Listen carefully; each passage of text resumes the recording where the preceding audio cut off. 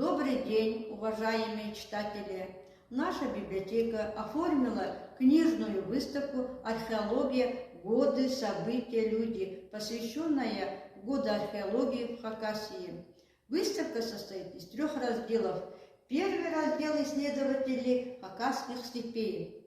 В ней представлены книги Леонида Романовича Кызласова «Древнейшая Хакасия», «Земля сибирская. Народные рисунки хакасов», книги Сунчугашева «Древнейшая металлургия хакасов», дневники Мессершмитта, статьи из газет «Хакасия», «Хакасчиры».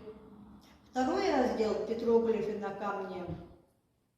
Представлены книги Есина «Тайна богов Хакасии», «Сокровища культуры Хакасии» и другие.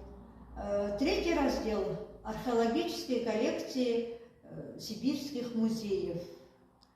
В книге представлено наследие Хакасии, альманах Хакасия, книга Леонида Еремина «Тропой горных духов», брошюры, сундуки, Хурту-Яхтас и другие.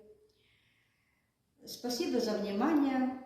Тех, кого заинтересуют археологические исследования, история Хакасии, приходите в нашу библиотеку. Библиотека работает с 10 до 6 часов. Выходной день, суббота.